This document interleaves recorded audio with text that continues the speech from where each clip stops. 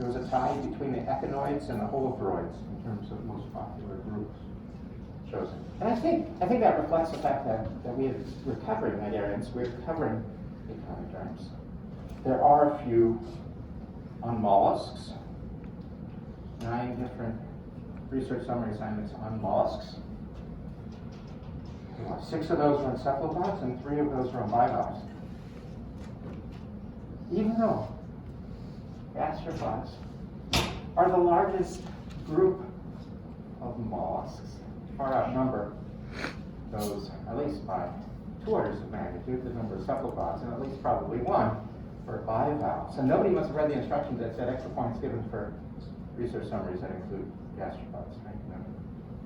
Nobody wanted those extra points, I guess. But maybe it's a fear because I work on gastropods. Nobody wanted to do a research summary paper on gastropods. I'm not sure why, but anyways, that's the overall breakdown in terms of taxonomy. But we have a number of different themes that we'll address during those talks that you all have chosen. I think I have another announcements. I may remember by the time we get to the end of class. But where we were on Monday, we got through talking about some of the Lophophorate taxa. We didn't make it through all of the Lophophorate taxa, so we're going to continue today with phorids. And then talk about the other Lophotrochozoan taxa, Cycloopterans, Entoprocs. Some people feel are Lophophorates, but molecular phylogenetic investigations do not support that. And the ribbon worms. And most of these will be rather quick discussions of them. So the phorinid, in this case we've got words kind of flipped around. Phoro referring to bearing, like Lophophore. Phor is the bear, phorinids. These are bearing a needle, a nest. So these are phorinids, name that literally means nest bear, I assume, because what's typically visible is the lophophore at the surface of the sediment, because these are tube-dwelling animals that live in a chitinous tube.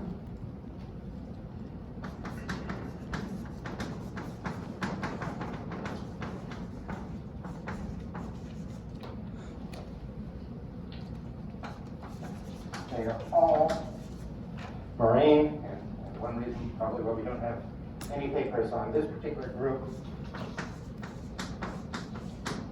There are only a dozen or so species. They tend to occur in temperate regions. We ordered some, I do not know, I should know this by now, but we ordered some for class this week. They're rather small beasts, but they are one of the local foreign taxa that we can get representatives of, so we should have some in class, but they're rather small, worm-like beasts. They bear a lophophore shaped in a horseshoe. They are believed to be derived from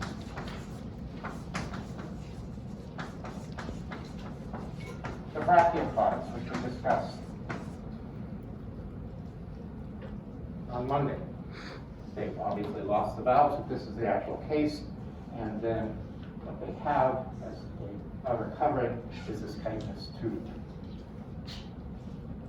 They have a U-shaped digestive tract with other Lophophorate taxa, the anus emerging outside of the ring of tentacles.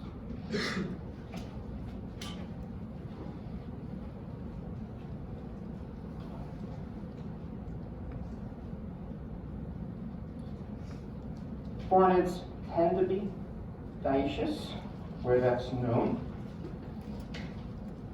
Though some are known for being hermaphroditic, monoecious. They produce larval stages kind of distinct, don't remember larval stages of typical lophophore bearing phyla. These are referred to as actinotroch larvae. Their tentacles, some ciliary tracts around the larvae, but a considerable degree of morphological variation in these larval types.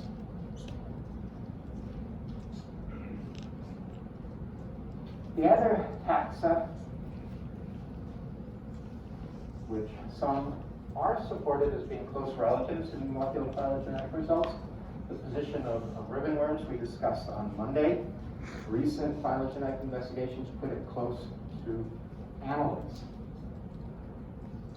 So we have Cycliophorans, Entoprocs, and Meridians, the other three phyla that I wanted to discuss on Monday. The Cycliophorans are very tiny animals that were only discovered very recently in the 1990s, so less than 30 years ago.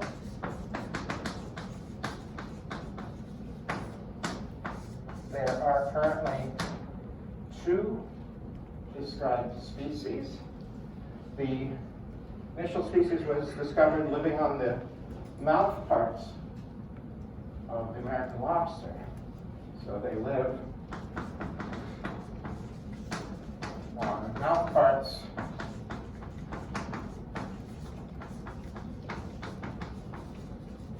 of crustaceans. They typically attach to these hard parts with a stalk. They have a ring of cilia around the mouth, and they collect food particles. Living around the mouth of a lobster might be a good place for getting food. The anus is shown here, so this is the digestive tract, emerges, is U-shaped and emerges close to the mouth area, but outside of the ring of cilia. They have a bizarre and incredibly unique life history mode.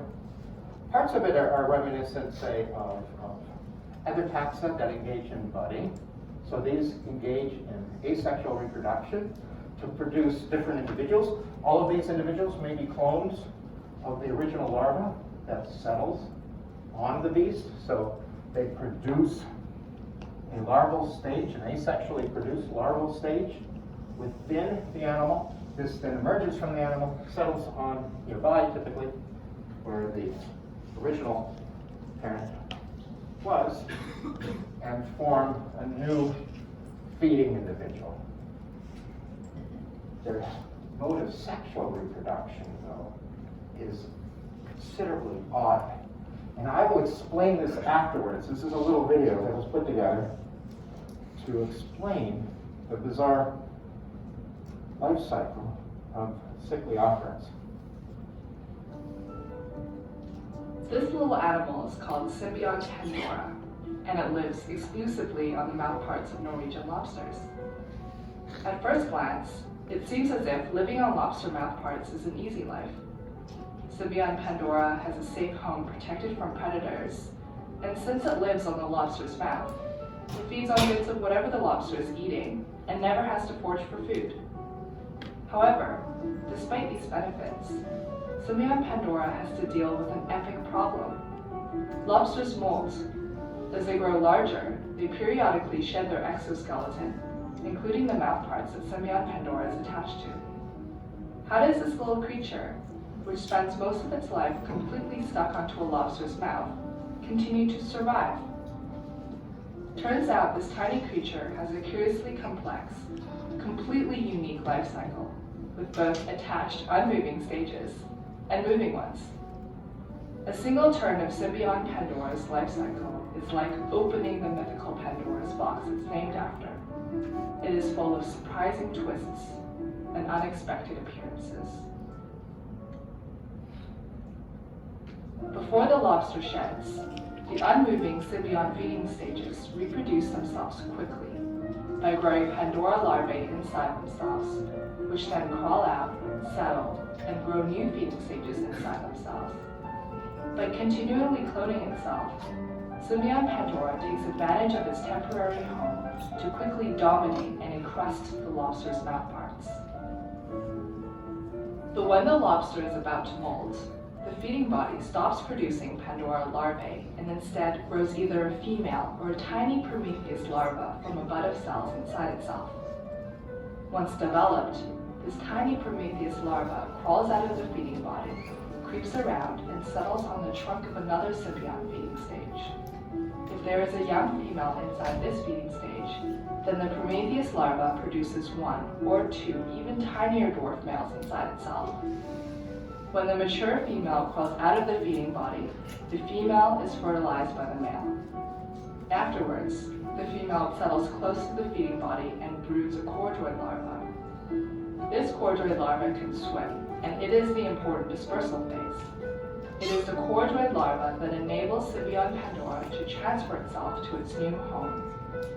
After it emerges from the female, it can either settle on the same shell as its parents, or it can settle on the newly molted one.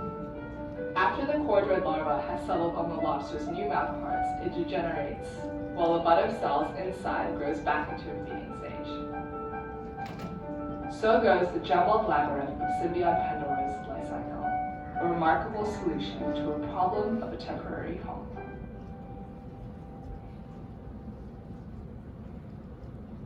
So did you catch all that? What you have are these feeding stages, these individuals that are capable of producing the larvae that can emerge from them and settle down to form additional individuals, essentially clones, as is said in that animation of itself. And then, typically when the crustacean is ready to molt, somehow that signals the production of not even male individuals, but individuals that are going to produce male individuals, and the production of female individuals that contain an egg. And then fertilization takes place by a male. The males emerging from these primary larvae to fertilize the female's egg as she emerges from the feeding individual.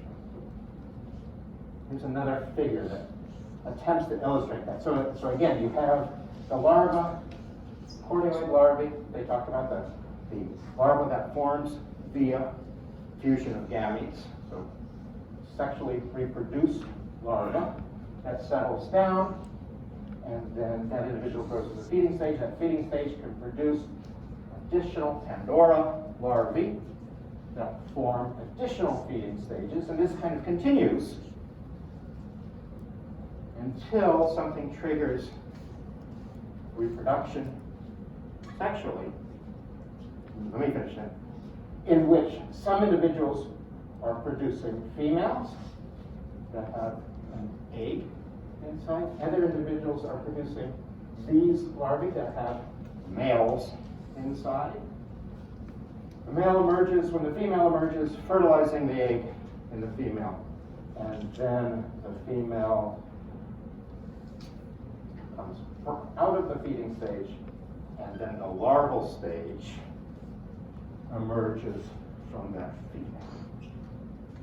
Use that first question. Yeah, how does it know when the lobster is losing its shell? Or the video said that that's when it switches. Right. So, as far as I understand, with molting, what we'll see with molting is often hormones that are involved in the molting process. So there may be chemical signals in the water, especially if you're so intimate with your host, that you would be able to recognize that it's going to go through a molting process. I do not know if that's the case, but I would assume it's some kind of chemical signaling that occurs. Same question, yeah. It must be something to do with chemical signaling, would be my guess, unless there's some physical changes to the chitinous cuticle of the host that would initiate it. But it must be either physical or a chemical signal involved there. Is the sexual reproduction stage, is that only during that portion of the lobster's life, or do they do that more often than just during the molting phase? What I understand is that it's only during the molting period that sexual reproduction occurs. That's what the video suggests, and that's as far as I understand it. Yeah. Would there be any problems with genetic diversity, since it seems like at the same stage they're mating and their neighbors are also So it's possible, so there would, you're right, if all the individuals on the lobster's hard parts are clones of each other, then there would be a reduction. They would be essentially inbreeding if the reproduction was taking place that way. I'm not sure. Many different species have, so it's, first of all, so it's possible that multiple different chordioid larvae settle on a newly molted lobster's mouth parts. And so it's possible that there's different individuals that originally settle on there. With some species, there could be recognition of self and non-self, so there may be something to prevent something. I do not know. These are all good questions, but you're exactly right. If they are only sexually reproducing with clones of each other, it's an extreme form of inbreeding to which genetic diversity would decline considerably. The notion, too, is that probably the sexual reproduction is favored when you're going to colonize potentially a new host or colonize that new individual. But it's a very unique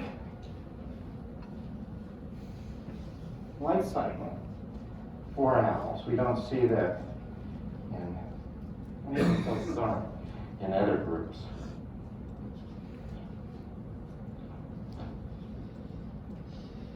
The final group that we'll discuss are the entoprocs. These do show some similarity to hydrozoans in terms of aspects of their morphology. Loosely, bryozoans, the ectoprocs. How would they be different? Well, obviously, entoprocs and ectoprocs differ in terms of the location of their anus, as the name suggests. So the anus emerges within this ring of tentacles. How they would differ from a hydrozoan is that these tentacles, based on their movements, they do move differently than tentacles of hydrozoans, but they also have cilia present on their tentacles, which cnidarians do not possess. Entoprocs, rather small, group of only around 60 species. They're all marine. Most tend to be colonial. They're similar to bryozoans as well as cnidarians. There's budding that occurs to produce multiple individuals. They are interconnected by a shared body wall. The individuals. And their unique feature is their mouth and anus both occur within this ring of tentacles.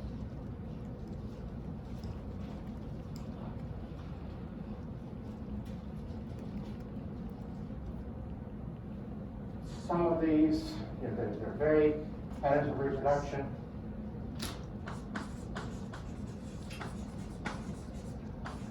Some are monoecious, some are dioecious. They produce a trophophore like larvae.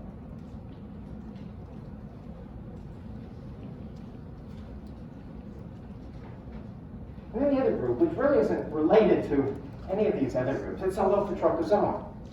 But my guess is a future edition of our text is either going to separate these and consider them separate from these other taxa, or may include them with annelids because they look like they're at least a close relative of annelids, as we saw in that recent phylogenetic results. Monday. Nemerdians, known as Nemerdians, or ribbon worms is their common name.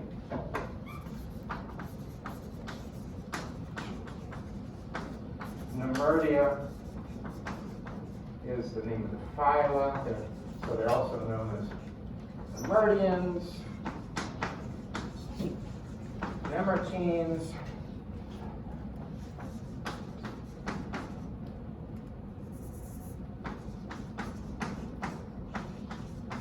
Rhynchocoela is another name for the phylum that some people use. Rhyncho, I guess we think rhinoplasty. Rhinoplasty is a nose job, right? So rhyncho refers to the scalp. Quite literally, what they have proboscis that occurs within a body cavity. And this appears to be a true coelom that is lined by mesoderm. So they do have a coelomic cavity to which the proboscis, we can see in these images here, is used in feeding, occurs within. Oftentimes the proboscis can be an extension out of the mouth. In this case, it's completely separate from the digestive tract.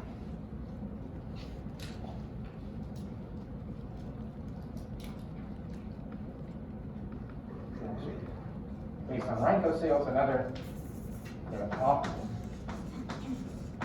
called proboscis worms as well. So there's lots of different names for these types of worms. Sometimes it gets confusing when people refer to them in different ways. These are all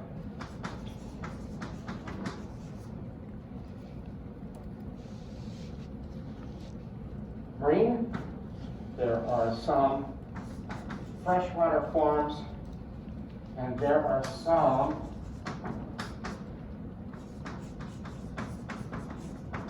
that occur in very moist tropical habitats. There are somewhere around 1,500 species, so a relatively large phylum.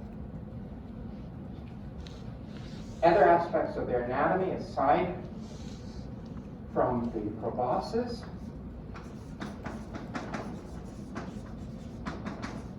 is that they have ciliated epidermis. Which other taxa that we've discussed have ciliated epidermises? Yeah. Turtularians, yeah. So turtularian flatworms also have ciliated epidermises. These worms tend to be, in some cases, not in this case, but in other cases, relatively flat. Flattened dorsal ventrally. So somewhat appear to be elongated flatworms. And due to the fact that they have ciliated epidermis, it was thought that these are within the flatworm, the group within the flatworms. Previous ideas on this group in terms of its relationship with other animals was that it may be a flatworm, or these species may be flatworms. What are some other features of flatworms, though, that you recall? So turtularian flatworms.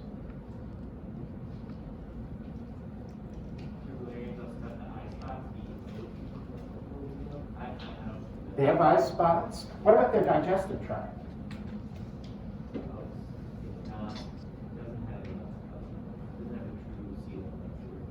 They don't have a true coelom.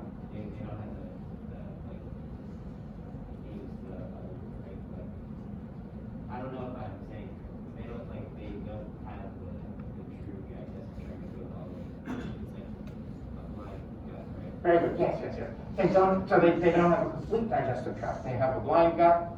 If you remember, some turbularians feed by averting their pharynx to feed, an extension of the digestive tract to feed. that's different than these. These are extending out a proboscis that is separate from the digestive tract. These also, I think I mentioned this already, but these have a complete gut. So they have a mouth and a terminal anus. So they are very different in other aspects of their morphology than they are the flatworms. And it's through other investigations and other characters suggest affinities with other taxa. Again, the most recent one is that these are closely related with annelids. What? They're not annelids, so annelids tend to have a cuticle covering them, very flexible cuticle. These have ciliated epidermis. Annelids are segmented. These bear no segmentation. But we've seen some groups that have been included with annelids that have no segmentation either. So it wouldn't be surprising based on the absence of segmentation that this potentially could be an annelid. But it's at least a close relative of the annelid. So in terms of the anatomy, again, here's the mouth. It tends to be ventrally located on the anterior end of the worm. It flows, relatively simple digestive tract that goes completely through the worm to the terminus where wastes are expelled of the anus. Looking at the cross-section of the worm, this is the intestine, the opening, the lumen of the intestine. As I mentioned already, the body cavity that they exhibit is this cavity where the proboscis is housed. It can be quite extensive throughout the body of the worm. And this is the only true body cavity that is present within the Nemerteans.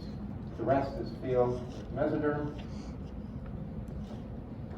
It's termed rhynchocoel, or snout, like the name, alternative name of the phylum, for this unique structure that houses the proboscis that is used in feeding. There are various retractor muscles.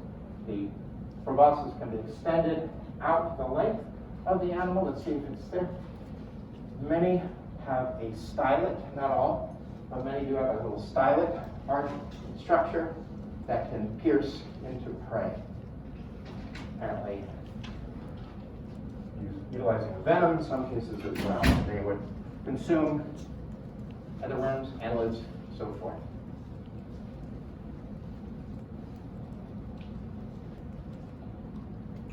Like we saw at least with the non-clitolid annelids, Nemerteans they tend to be dioecious.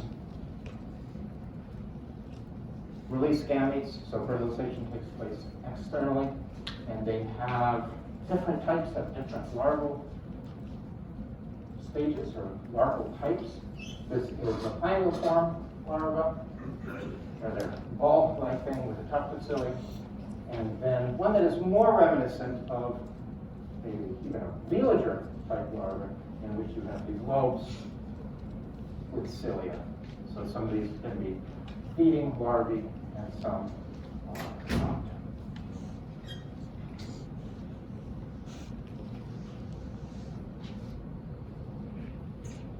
Any questions about Nemertean, Cichliofrans, Brachiopods, Bryozoans, Entoprops, ribbon worms?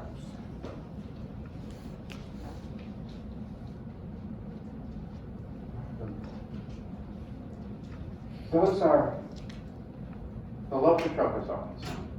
We're down to the last clade of animals, the ecdysozoans. So what I plan to do today is briefly introduce the ecdysozoans. I'm not going to go too much into their phylogenetic relationships, but they are largely unsettled in certain respects. Then we'll talk about biology of the different phylum, except the largest, the arthropods, that are ecdysozoans. Arthropods, we're going to have 4 lectures on and cover aspects of them. Obviously very species-rich group, a million species plus, and talk about them later. But today we're going to talk about the different ecdysozoa phyla. So new groups. We had a new chapter to read for today's lecture. Something interesting you learn about, at least these ecdysozoans. I don't think the chapter went too much into arthropods, just mentioned a few times. And then, I don't want to hear gory details, but if you've had any interesting experiences or interactions, or if there's something you've learned about any of these other groups in other classes, so things like nematodes, horsehair worms, some of these minor groups, loriciferans, brachylids, phenorites, onychophorans, and tardigrades. If you have any unique experiences, something you've learned in another class, or something cool you read about in the chapter.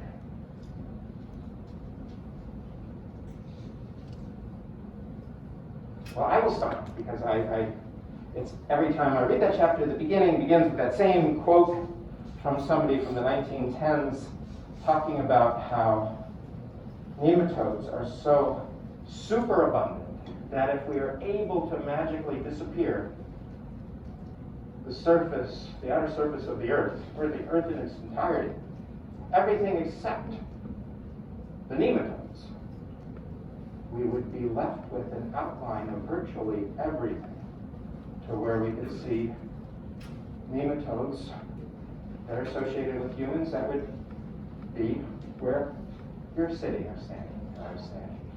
Of various animals and plants, even buildings and so forth. They would be, trees would be outlined by nematodes, because nematodes are essentially everywhere. I think that the quote also mentioned the fact that if you could identify who those nematodes were, you could even tell which species of plant or animal it represents based on some of the type associations between some of the parasitic nematodes and their hosts. So that's always something overly dramatic, but it talks about how ubiquitous nematodes are and how they're associated with all aspects of life on Earth. And as opposed to arthropods, which are relatively large size and abundant, many of the nematodes are tiny that we do not see. So it's this unrecognized diversity that occurs out there. So that's what I want to share. What was something interesting you read in the chapter?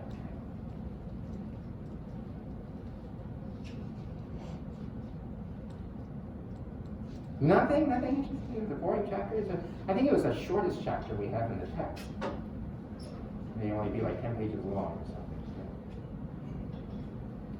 Nothing? Nobody wants to tell me their worm story? Many of the nematodes are parasites. We'll talk about a few of those. I don't want to hear details about worm stories. So, yeah. I thought the cryptobiosis of the tardigrades was interesting. For two stress, Yeah, and it, there's a little blurb in there about aspects of the molecules involved in that, trying to investigate that for potential applications and so forth. So yeah, that's tardigrades. And I think, I have a list. I think there are 3 papers on tardigrades, I think. So they tend to be a very interesting group. And we ordered colonies, and we should be able to observe some living ones in class. And I brought some moss in that I put in water, and hopefully some of those that are all dried up in a state of suspended animation wake up and will emerge in time for us to see them tomorrow on Friday. So tardigrades are really cool. Anything else? Nothing else? How many people were familiar with horsehair worms before reading the lecture, or reading the chapter? A little bit? Or if you saw the video at the beginning, horsehair worms are a bit bizarre. Nothing interesting about nematodes or any of these. I know some of these smaller groups are odd things, but And I think there's just maybe a paragraph or two about each other. Okay. Well then.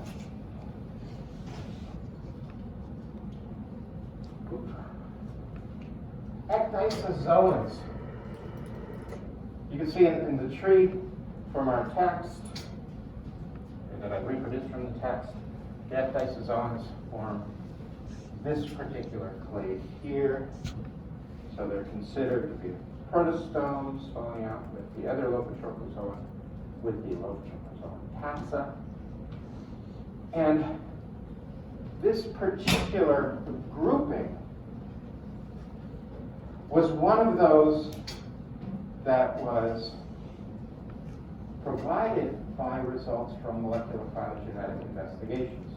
I think one of the first ones, which was done in the early 90s, actually from somebody who was at the mollusk division here, a faculty member of the department, who was in the mollusk division. He studies chitons, but he was also interested in the evolution of animals. He had some data, sequence data from a variety of different animals, that supported the fact that arthropods are closely related to things like nematodes. A lot of people didn't buy into that. Later in the 90s, additional molecular phylogenetic results were coming out that further supported the fact that a variety of these different groups fall out together. And in looking at the characteristics of that group, it was clear that members did possess some features in common. And those features were that they possess an outer cuticle, an outer covering, like annelids. But unlike annelids that have a relatively flexible cuticle, these is rather inflexible. And these molt their cuticle. Ecdyso is a term that means molt. So this clade of phyla that possess a cuticle and molt it were named ecdysozoa, or the molting animals that possess a cuticle that is secreted from the dermis that covers the body. It's important with regards to protection, providing some physical support,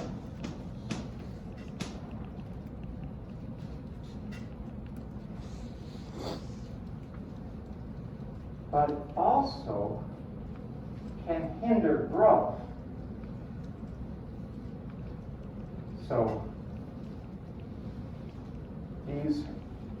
the animals within this clade regularly molt their exoskeleton.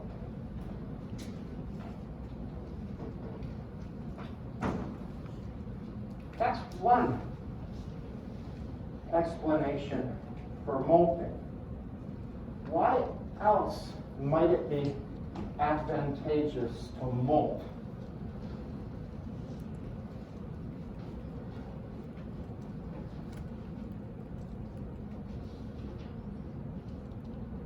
Yeah. I don't know if this is necessarily true, but in response to parasitic animals like the video that we watched, perhaps that response to the chemical receptors was an adaptation after the development of molting or something like that. If the parasite attached directly to the shell or to the structure that can be molted, maybe that helps in that end. That can be. So having molting might molt to grow, molt to remove parasites. Repairs damage. Molt to repair damage to the cuticle.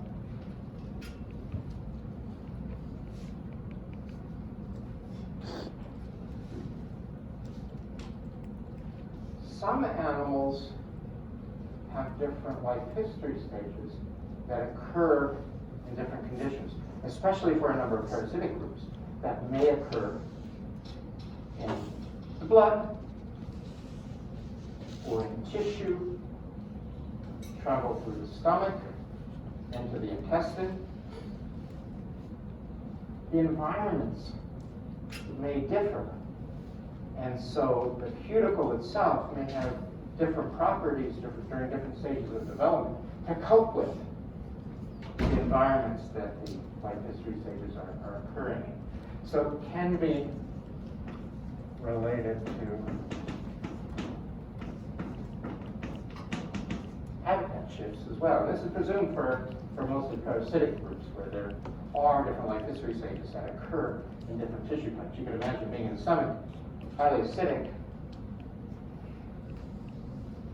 You may need more protective cuticle than you were occurring in other.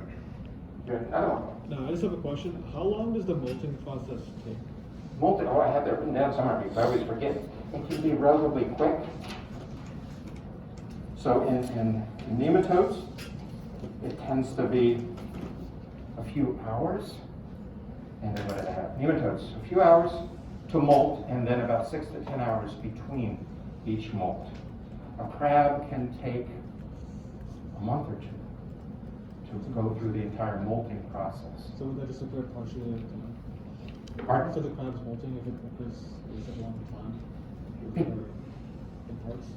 Not in parts, but it's a long process by which the molt separates from the underlying tissues and then is climbed out of, essentially. Just a little bit on molting in the next slide. But these are the ecdysozoan phyla, and then at least an inference about the relationships of these different phyla to each other. This tends to be well supported in molecular phylogenetic investigations, at least this clade, I should say, with onychophorans, tardigrades, and arthropods being descended from a common ancestor, a unique common ancestor to these three phyla. These branches, though, who's more closely related to who, is controversial, and different phylogenetic investigations reveal different relationships. Nematodes and nematomorphs appear to be each other's closest relatives. These are the horsehair worms, the video at the beginning. These also have some characters in common, aside from molecular characters that support their sister group relationship. They have a collagen cuticle, whereas most others have a cuticle that's formed from chitin. So there are structural differences in the cuticles. And then these other minor phyla, they're relatively small, marine-only phyla. These have cuticles, and there's some, this is one of the ideas that kind of writes priaptolids are close relatives, but this is somewhat controversial. We still don't have a settled idea about the relationships of these different groups. So the molting process, so there's a priaptolid that's undergoing molting, a grasshopper undergoing molting. Here's a nematode molting. The pharynx is lined with the cuticle. So when the individual is molting, you can see that part of the cuticle remaining from where the pharynx once was. The cuticle itself is comprised of a number of different layers, and this is the process of molting that I was referring to. That can take, be relatively quick within a nematode, or take a relatively long time within a crab, by which in between molts you have the cuticle attached to the epidermis, and then beginning of molting is when the cuticle is beginning to separate from the epidermis. It separates, you have growth of the epidermis, so it's able to expand at this period, and then begins secreting the new cuticle to account for the potentially larger body size, and then shedding of the old cuticle, and oftentimes the cuticle in a crab would be mineralized. So very immediately following molt, a crab may have a very soft shell. Only then with the incorporation of minerals into that shell does it get hardened. So that complete process, going to a completely hardened shell for a crab, can take several months.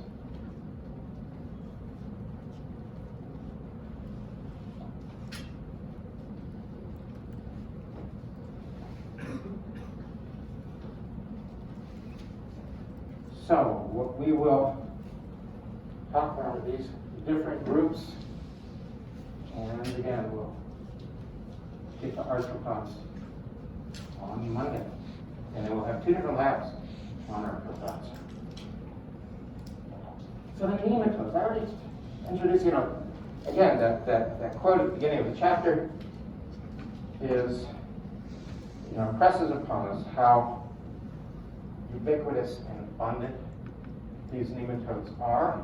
There are a variety of marine, freshwater, terrestrial taxa. There are a variety that are free living, and a variety that are parasitic. There are, I believe our book says around 30,000 described species of nematodes, but that's probably a vast underestimate just because there have not been enough investigations into the actual diversity of these things and determining species boundaries. Is this a ubiquitous nematode that occurs everywhere, or is it a variety of different species? And just for the fact that a number of nematode species are undescribed. So the reality is probably that it's much more than 1 million species of nematodes. And I always joke about it, but oftentimes when you go to a meeting where people are talking about relationships of taxa, I would always joke, because somebody would have a poster or presentation on phylogeny of nematodes. And it's work that really does need to be done to be able to understand how diverse they truly are. But nematodes often show a lot of morphological variation, unless that you're looking at aspects of their anterior, their parts that are used in feeding. Sometimes they show a lot of diversity there. But morphologically, they're much the same. So it's quite, I always joke that it must be quite boring to look at nematode after nematode after nematode, sequencing the gene, and then figuring out where it is. But I suppose the same is true for people who do this for bacteria as well. Microbes are one after the other, kind of looks totally the same. They're doing very different things, but they look much the same. But nematodes have these worm-like shapes. The vast majority of them are rather small. I think these are like a millimeter exhibited here. So these are lots of really small animals. If you remember from very early on,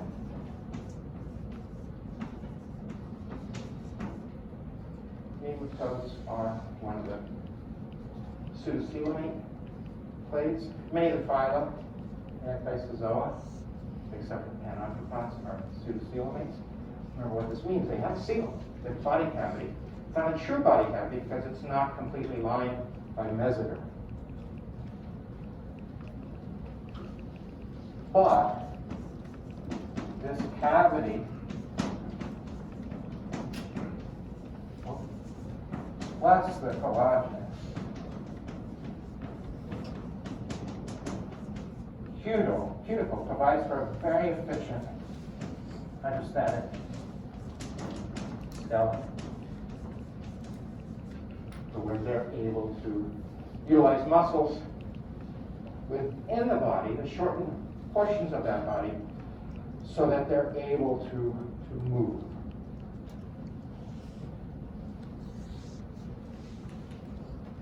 Nematode anatomy, I think our book said. This is one of the cool facts. Nematodes, I think, is C. elegans. Caenorhabditis elegans has, I forget what the number was, but 954 cells. set number of cells, very specific number of cells. They have rather, I already referred to this, but not much morphological diversity to them. They have the outer cuticle lined by the hypodermis, and then they have these bands of muscle that extend in three main blocks around the body wall. They tend to be dioecious.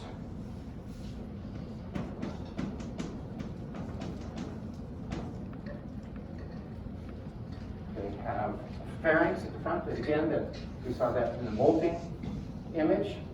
The pharynx is lined by the cuticle. Yeah, question? What's the name for the set number cell gate? Is that like a special name?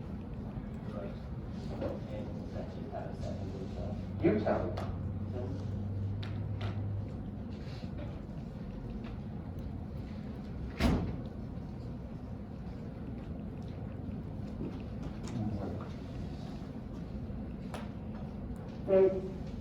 They do have two nerve cords that run down the length of the body. One is ventral and one is dorsal. So chordates are unique in the fact that they have single hollow dorsal nerve cord. Nematodes have two, both the dorsal and ventral nerve cord.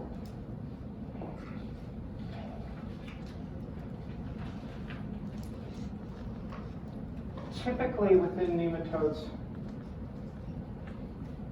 the female is larger than the male. And the male reproduces with the female by injecting sperm into the female.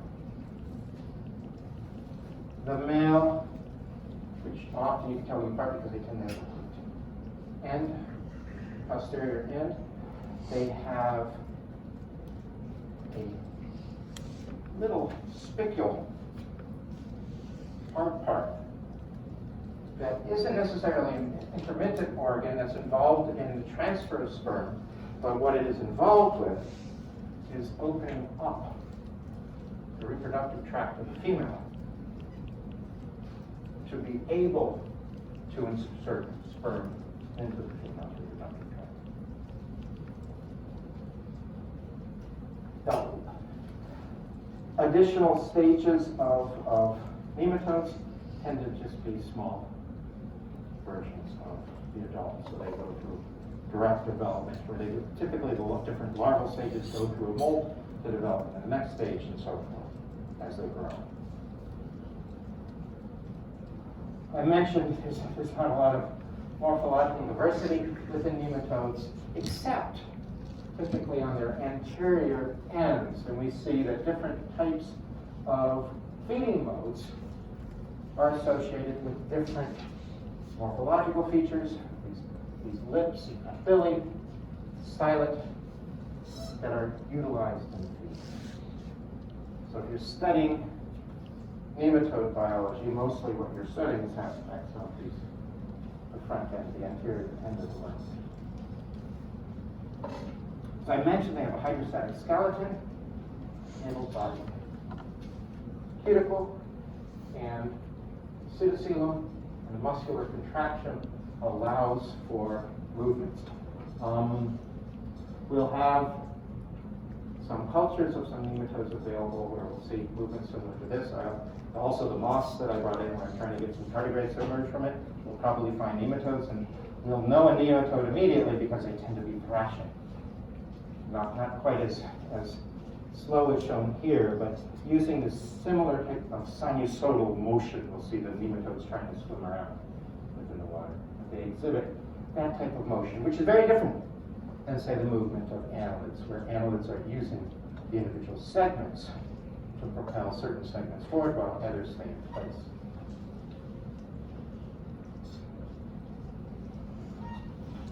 Nematodes can be very specific parasites of particular taxa. There are varieties that are specific to particular types of animals is a housefly that's been a larva. That's obviously not doing too well. That's completely infected by a nematode that's specific to it. There are a variety of different, this is an old one, but a variety of different treatments that people use for treating particular pests. If you have vine weevils infecting your farm, you may use these to infect the larval stages of the weevil and then remove it from your farm. Skeeter doom, I think, is an old product. I don't think it's no longer available, but we're putting into ponds and so forth. We're trying to control mosquito larvae. There are also a number of nematodes that are associated with humans. They're parasites of humans. Hookworm is a nematode that's generally picked up in walking bare feet in soil where there are juveniles present. The hookworms come in through the blood, so they'll burrow in through the soles of the feet, get into the blood system, go to the lungs, emerge from the lungs, climb up the trachea, and they go down into the stomach where they infect the intestines. And then the eggs are shed in feces. Pinworms, I don't have pictures of pinworms. Pinworms are another that come in through food. Typically, pinworms are, the female is in the large intestine and lays eggs outside of the anus, typically at night, and then can be transmitted to others, either from soiled bedclothes or from fingers that are scratching an itchy rear end. Pinworms are interesting biologically in terms of the fact that they exhibit haplodiploidy. Anyone familiar with haplodiploidy?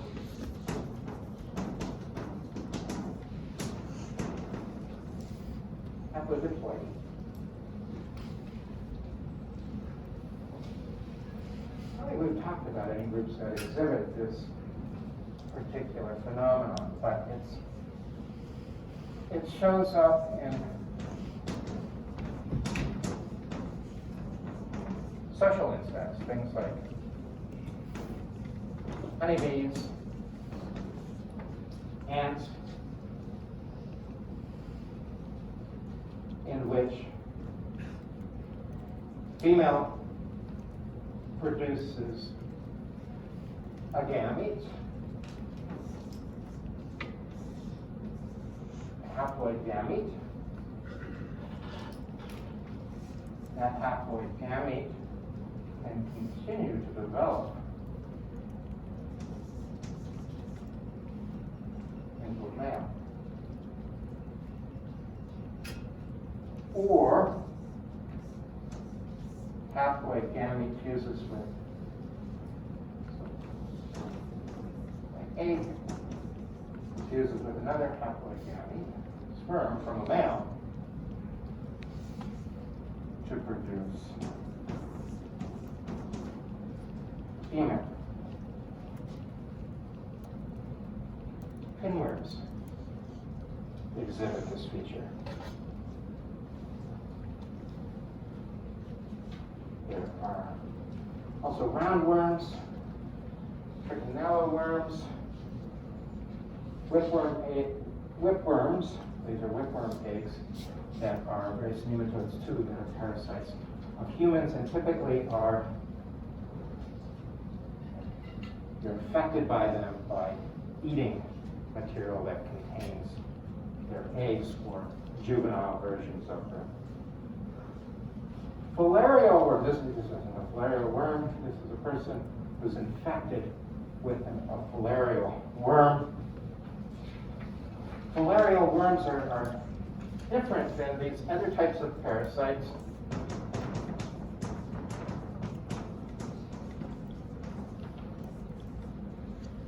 In terms of their mode of infection.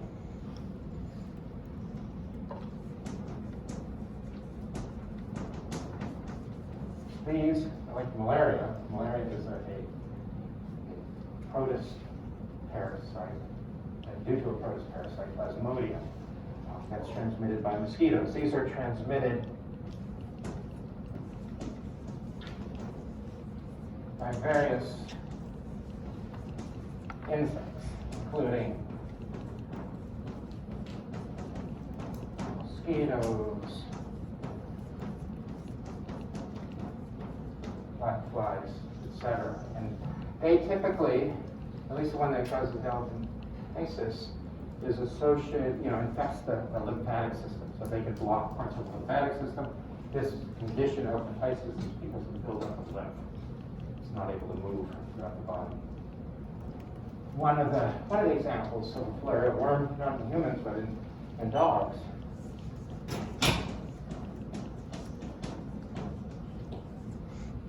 The heartworm is a filarial worm that is transmitted via mosquitoes.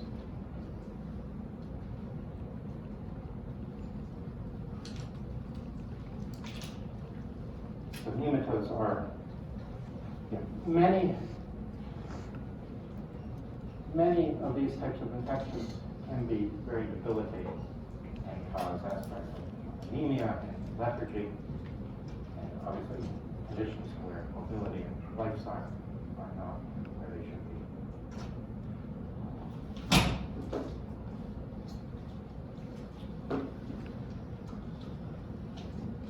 be. The other groups are all relatively small groups, literally in terms of the size of some of these, and otherwise in terms of the diversity of them.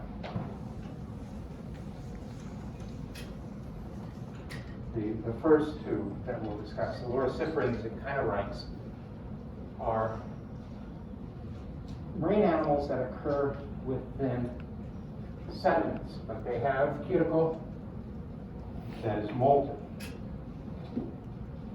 Oh, wait, I'm jumping ahead. I didn't talk about the nematomorphs yet. Let me copy. Yes, nematomorphs. So if you saw the video at the beginning, these are the bizarre, the video at the beginning, if you didn't see it, they mentioned the life cycle of these worms.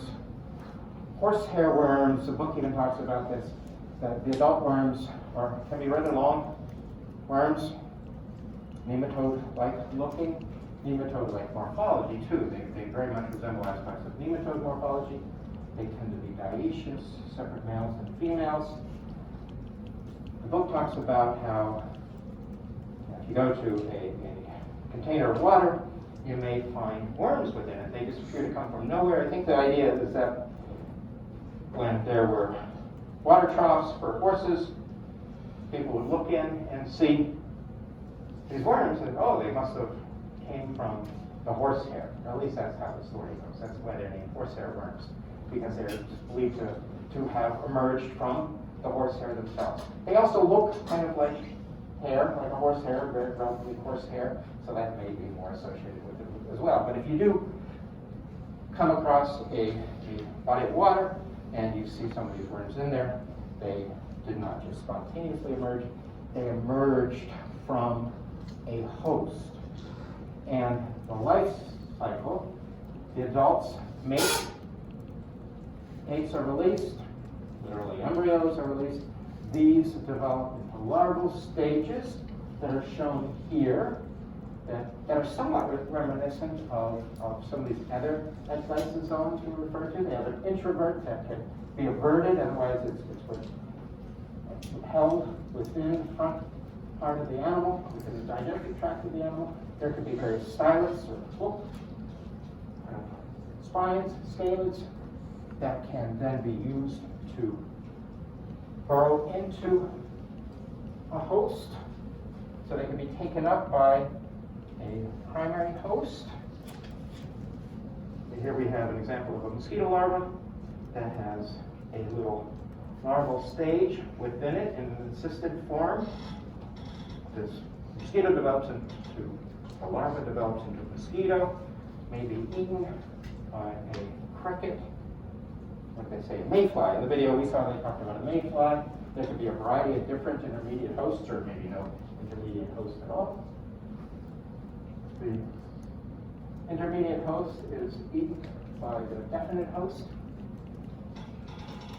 This is where the larval stages develop into the adult stages, where they will then merge as reproductively harmful individuals. So here, the individuals are developed into adults. That's kind of really small for the size that they actually are. Then, for them to emerge from the host, they need an aquatic environment where the larvae and eggs will initially develop. And the video talked about how a cricket infected with these, the worm may induce changes in behavior, kind of drawing the animal to water. Oftentimes they refer to these as being kind of zombified. They're the cricket, where the host does not look like it's in control of what it's doing.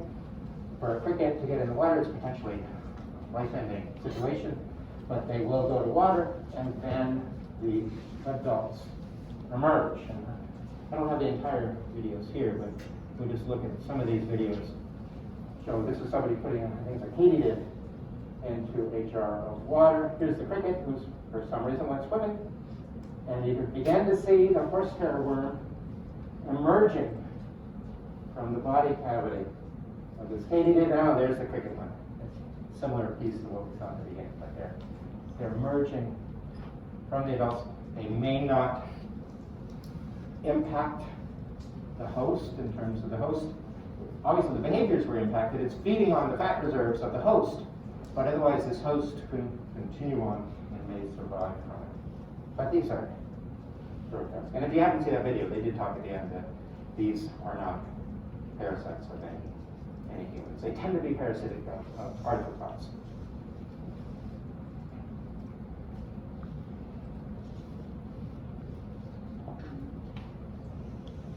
All right, now, I completely forgot about the horsehair worms, where we're going to cover these small groups: loriciferans, chinorhynchs, and preoculids.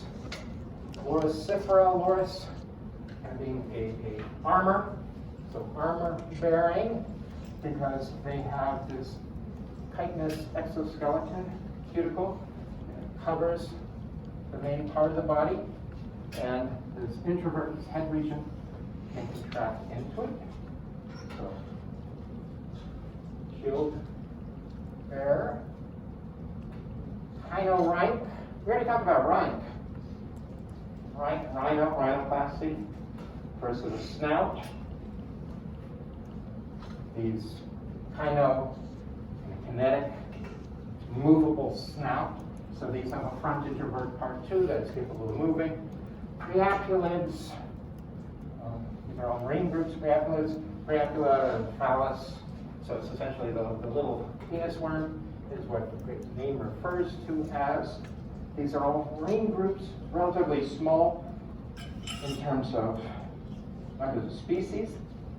The loriciferids, here's an image of the animal here with a complete digestive tract through it, the outer covering. This part here referred to as the lorica, armor. They have an interesting story of discovery. They occur in marine sediments.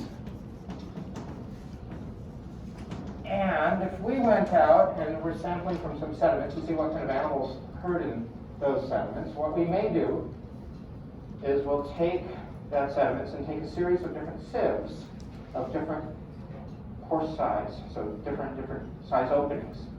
Smaller, the lower we get. Put all those sediments in it, and then we would rinse it with seawater. Why? Because we don't want all those animals to die.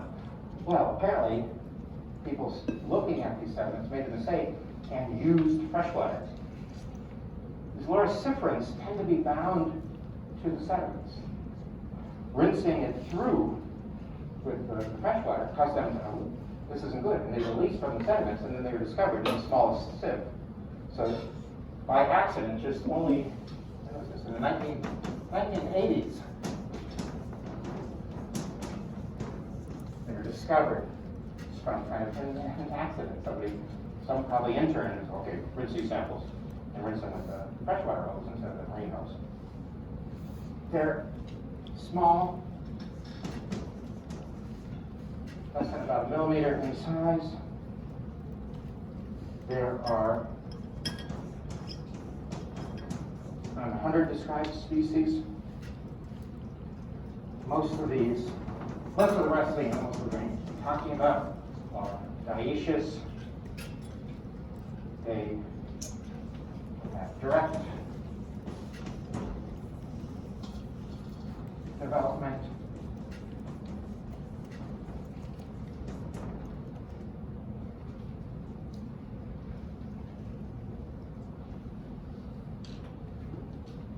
These rings of scalets that surround the mouth area may either be associated with locomotion, movement, or they may be sensory in nature.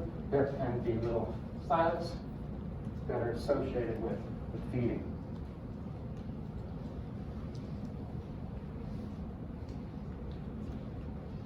Chinorhynchs, again, a mobile nose. They're also referred to as mud dragons. They also occur in marine sediments. They're less than about a millimeter in size.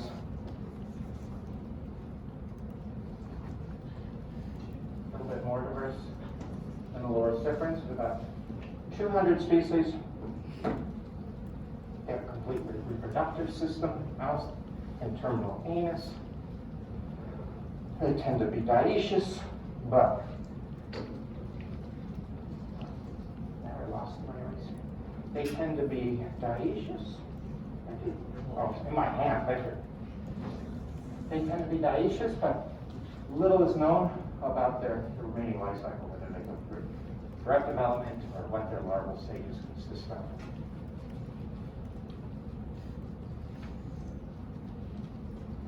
Priapulids. All these things have in common in the cuticle. Priapulids have an introvert that can be extended or retracted via these retractor muscles. And similar to the siphunculids. They have a complete digestive tract. They have maybe either one or two caudal appendages at the terminal end. They are dioecious. They go through direct development. They actually have an egg capsule that a single individual emerges from, and you can see the beginnings of the introvert here. Here, they are known from fossil records dating back to the Cambrian. This is just a simple animation. These tend to be predatory, feeding on a variety of different marine worms and other things, but some species are apparently deposit feeding as well. So that's what this individual looks like it's doing. It's averting, it's introvert, and bringing in sediments into the body. So this is a reconstructed animation of priapulid from the Burgess cells, so back during the Cambrian times.